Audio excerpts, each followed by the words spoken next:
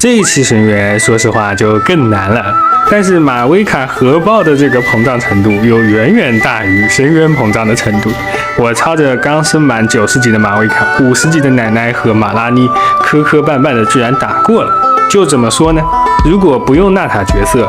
如果解题的思路没有跟上，我觉得我肯定打不过。那这期深渊在设计上它其实有一个变化，就是12层第一次加入了地脉紊乱那在我的印象中这应该是第一次吧。上半呢是火元素伤害加 75%， 下半是夜魂伤害加 75%， 而祝福呢是触发火元素相关反应，释放真实伤害的冲击波。所以这一期的解题思路里面必然有马威卡，而12-2中隐山泥兽的入驻肯定让一部分不了解机制的玩家遇到了初见杀。这只 BOSS 呢需要用冰元素去冻结破机制，这就给马威卡加奶奶这个银河战舰铺好了道路。那么不知道各位有没有一种感觉，就是随着精英怪加 BOSS 的组合出现在深渊当中之后，深渊战斗的策略性在增加，因为原神中的 BOSS 都是有比较强的机制筛选的，只要把不同机制的 BOSS 塞入不同的房间，那么他们机制组合就可以成为筛选玩家组队的一个利器。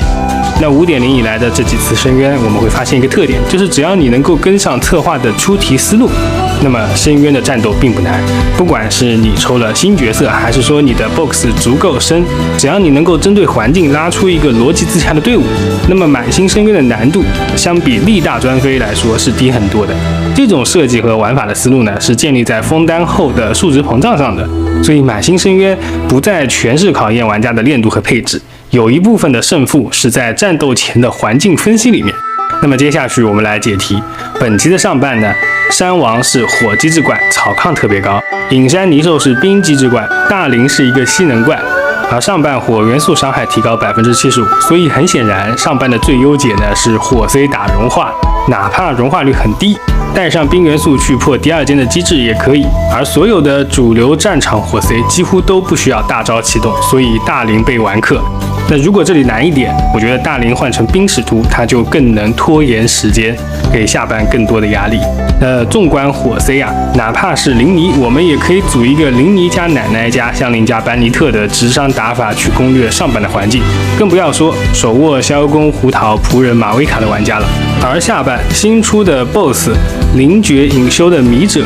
需要玩家去快速的破分身，瘫痪之后呢，十分容易攻略。然后呢，它还有另外一个机制，就是用烟迷主的元素视野去照分身，就可以削弱盾量，并且定身。也就是说，奶奶和孙子有一手机制上的优势。那考虑到这个 BOSS 是冰盾嘛，最适合攻略的属性不是火就是雷。然后第2、3间呢是次数盾的环境，再考虑到下半的夜魂伤害增加 75%， 解题答案就是名牌，就是娜塔角色限定，而且刚好娜塔的主 C 都需要火后台，除了马拉妮破次数盾有些困难，需求一手燃烧以外，其他都没什么压力。另外高频的火后台，香菱也有话说，香师傅还在喝汤。当然这些都是我们摆烂党练度不够情况下的标准答案，只要练度高，上半龙王带个冰也能轻松过，下半用超载或者感电也可以打。只不过在配置和练度上的成本就会比较高了，看玩家是想力打专飞还是取巧。那像这样一种深渊的玩法，不喜欢的玩家就会说这就是策划教你玩游戏，那喜欢的玩家会觉得这种策略性其实盘活了很多手里的仓管角色，只能说见仁见智吧。不知道各位对于这期深渊呢有什么感受？我是提瓦特地理，我们下期再见。